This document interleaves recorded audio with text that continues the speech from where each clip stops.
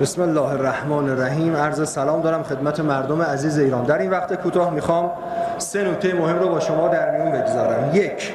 ما 47 سال موفقیت‌های در خور توجهی در مقابله با استکبار خارجی و دشمنانمون داشتیم، تا جایی که خود امریکایی‌ها در سند امنیت ملیشون که 2 سال یه بار منتشر میکنن اسم 3 تا کشور رو معمولا میارن به عنوان رقیب اصلیشون. اون ابرقدرت میگه 3 تا رقیب اصلی دارم: چین، روسیه، ایران.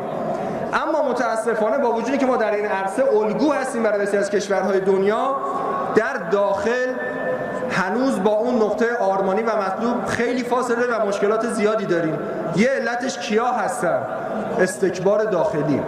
ما در مقام مبارزه با استکبار داخلی نه تنها بد عمل کردیم، یه جایی رفتیم تقویتشون هم کردیم. حالا ممکنه برای بعضیا سوال باشه که آقا این استکبار داخلی کیا هستن؟ من میخوام چند تا مثال برای شما بزنم. 1. کسانی که با پولهای نامشروع بادآورده بر اساس رانت و روابط به قدری تونستن ثروت اندوزی بکنن، تکاثر داشته باشن که امروز عرصه سیاست داخلی رو هم جهت‌دهی میکنن. شما نماینده عزیز دیدید بعضی جاها زور فلان بانک و فلان دستگاه و بعضی از افراد از من و شما نماینده بیشتره، حتی از فلان وزیر بیشتره. رئیس جمهور باید بیاد التماس بکنه تا فلان بانک فلان قانون رو اجرا بکنه. اینا از کجا آمدن؟ بانک‌های خصوصی که یک تصمیم غلط بود در دولت خاتمی شروع شد، در دولت احمدی‌نژاد بیشتر شد و ادامه پیدا کرد تا الان، از کجا درآمد؟ بانک اقتصاد نوین، بانک آینده، سرمایه، ایران زمین، بعضی از این مؤسسات. من میخوام 2-3 تا مثال برای شما بزنم از ترامپ‌های داخلی، از کسانی که اینها دارن در داخل پدر مردم رو در میارن. بعد ما بعضا امیدواریم که بتونیم مثلا بریم فلان پول از فلان کشور آزاد بکنیم. بانک اقتصاد نوین در سالهای گذشته 51 همت وظیفه داشته به بخش مسکن کمک بکنه وام بده. چقدر داده باشه خوبه؟ از 51,000 میلیارد تومان 1,000 میلیارد یک همت داده. بانک آینده معادل تقریبا نیمی از پولی که از کشور ما در قطر 6 میلیارد دلار بلوکه شده، معادل تقریبا نیمی از اون رو به بانک مرکزی بدهی داره.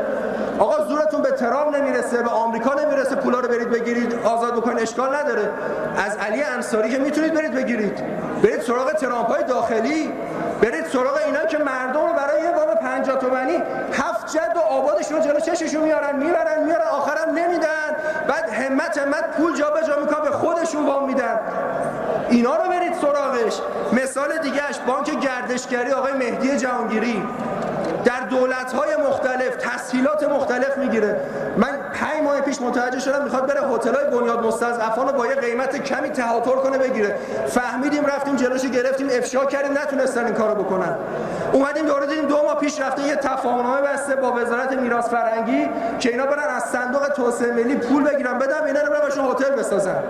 آقا تو این کشور غیر مهدی جهانگیری کسی هتل نمیتونه بخره، کسی نمیتونه هتل بسازه.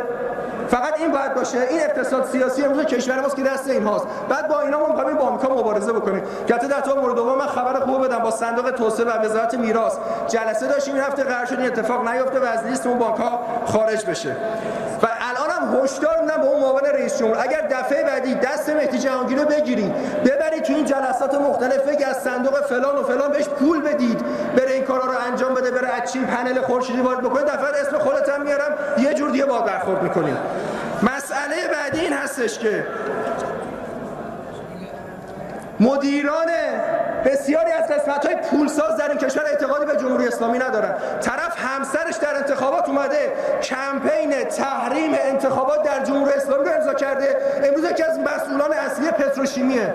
همت دلار پول دست اونه، بعد مردم باید برن دنبال وام بگردن. آقای پاک نژاد حواستون رو جمع کنید، با شما کار داریم در اگر این روند اصلاح نشه. آقای محمد شریعت مدنی که خودت معلوم نیست کی اونجا گذاشتت، به وزیر میگین، دفتر وزیر میگن که نه ایشون آقای پزشکیان گذاشته. آقای پزشکیان بدون اگر نذاشتی دارن به اسم تو تمامش میکنن، اگر گذاشتی باید یه جواب بدی در این حوزه. اینا کیان که مگه شاه برگشته که اینا رو برگشتید پست دادید تو جمهوری اسلامی بهشون؟ طرف خاندانش تو منافقین بودن، علیرغم نظر منفی دستگاه اطلاعاتی بهش پست دادن، ما اومدیم تو مجلس میگیم میذارنش کنار. این چه وضعی داره کشور؟ با اینا میخواید با آمریکا بجنگید؟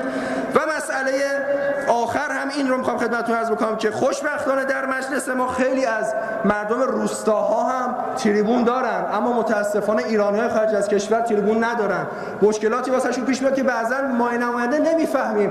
من میخوام اسم بیارم اتفاقا خانم مهدیه اسفندیاری، یک ایرانی در فرانسه که جرمش چی بوده؟ در کشور مدعی آزادی بیان اومده یه سری انتقاد کرده به رژیم خونخوار و وحشی اسرائیل، بازداشتش کردن، دستگاه اطلاعاتی فرانسه آزادش هم نمی‌کنن. از وزارت خارجه میخوام که پیگیری بکنه این مسئله رو و به فرانسوی‌ها هشدار بدین که کاری نکنید که از عواقبش پشیمون بشید. و خانم هلیا دوتاقی و 3 دانشجوی دیگه که از دانشگاه در امریکا اخراج شدن، اونام به خاطر انتقاد به اسرائیل. این وضعیت امروز آزادی بیان در دنیاست و من خواهش میکنم شما نمایندگان عزیز تریبون این عزیزان باشید و استانداردهای دوگانه غرب وحشی رو افشا بکنید. و السلام علیکم و رحمت الله. خیلی متشکر از